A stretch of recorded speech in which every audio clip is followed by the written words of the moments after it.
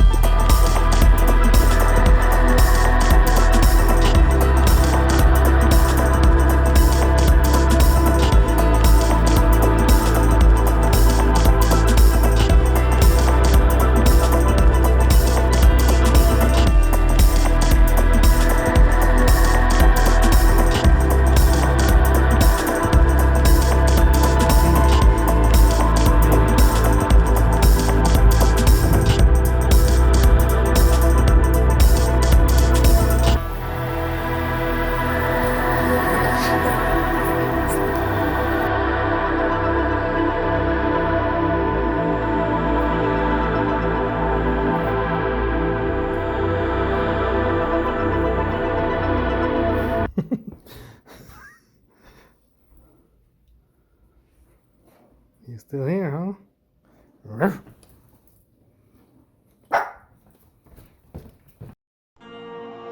Okay, thanks for stopping by and watching our cooking with Ozzy. Well, that's not the actual title, but it's quite appropriate. So that's the trout that I just caught, freshly caught. I just wrap it and put it in the fridge. So I'm going to show you how to cut. You need to do a 45 angle until you feel the bones. You can feel it in here actually.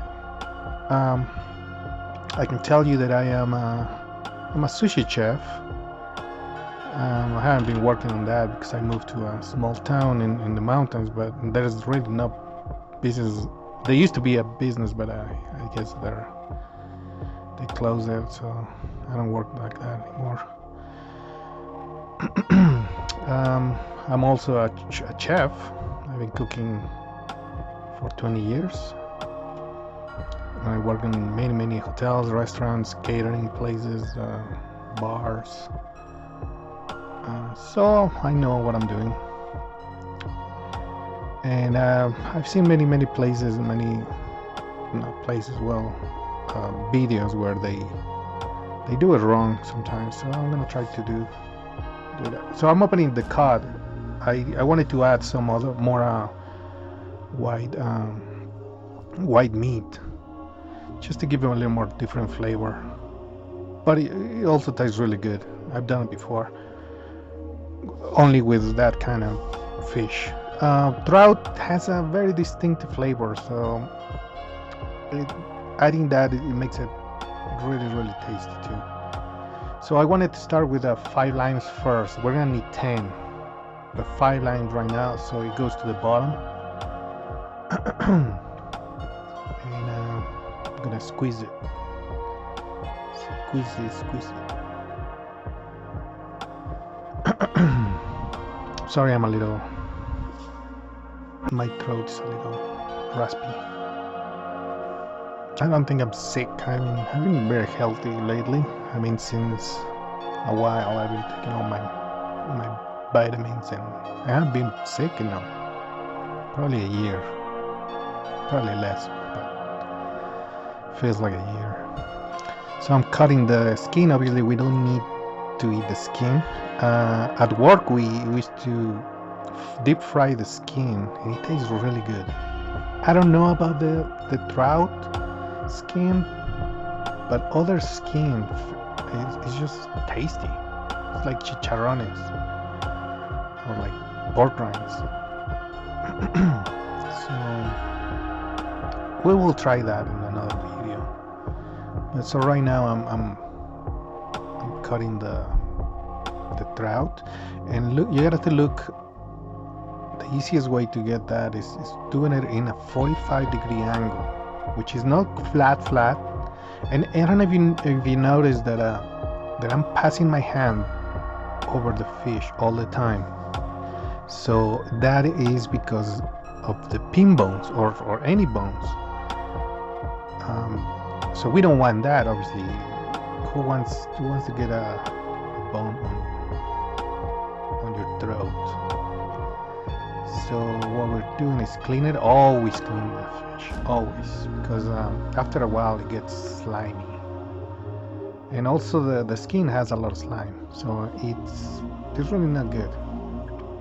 It doesn't affect much the taste, but it's recommendable to do it often.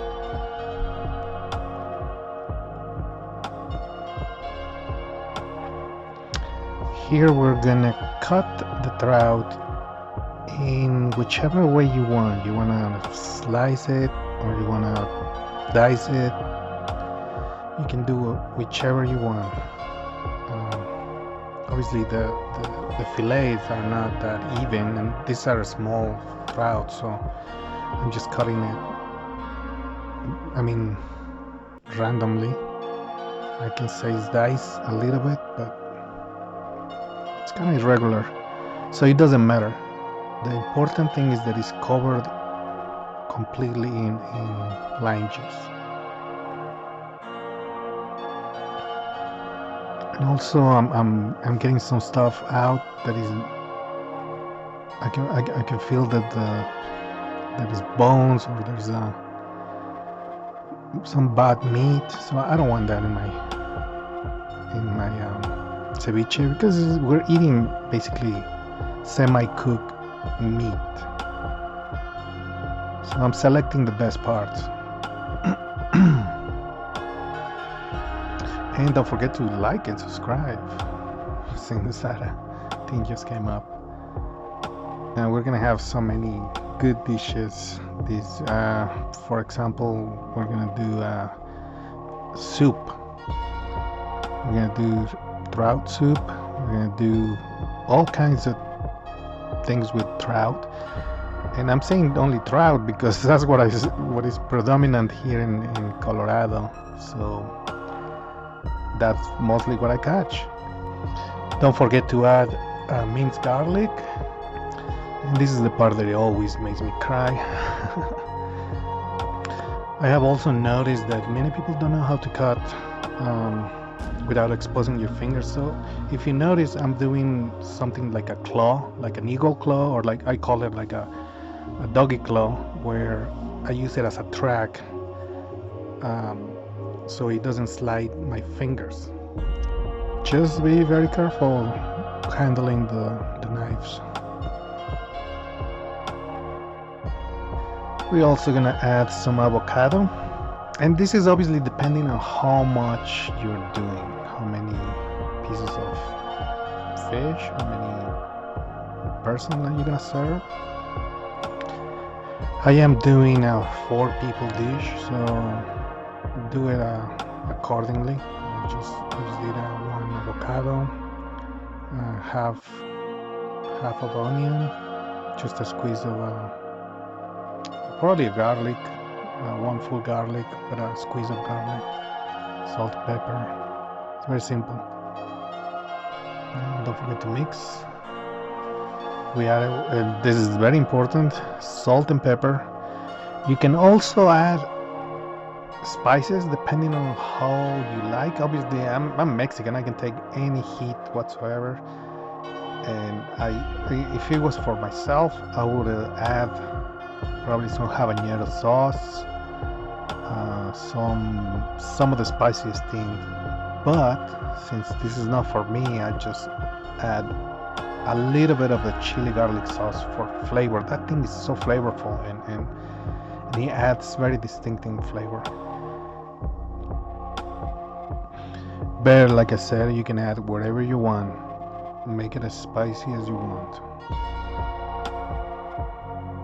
And this is where we add the 5 more limes. And I said 5 again because that's what I'm not doing that much. So 10 is enough. And we're gonna mix it really well, and we're gonna put it and we're always this is the testing the dish for salt and for pepper. Okay, this is another thing about tomatoes. This is the only thing that I had. I have to be honest, I didn't have Roma tomatoes or any other kind, so I used these heirloom tomatoes that they're pretty good too. Like, I'm not complaining, but add any kind of tomato you want. Also, the shrimp, the raw shrimp, you gotta cut it fine so it cooks really well. You don't want that uncooked. And what is gonna cook all this is the lime acid, the lime juice. So you gotta mix it well and make sure it's covered in lime juice and keep it 1 hour in the fridge. Okay, and after that, just enjoy. Bon appetit. Don't forget to subscribe and like it.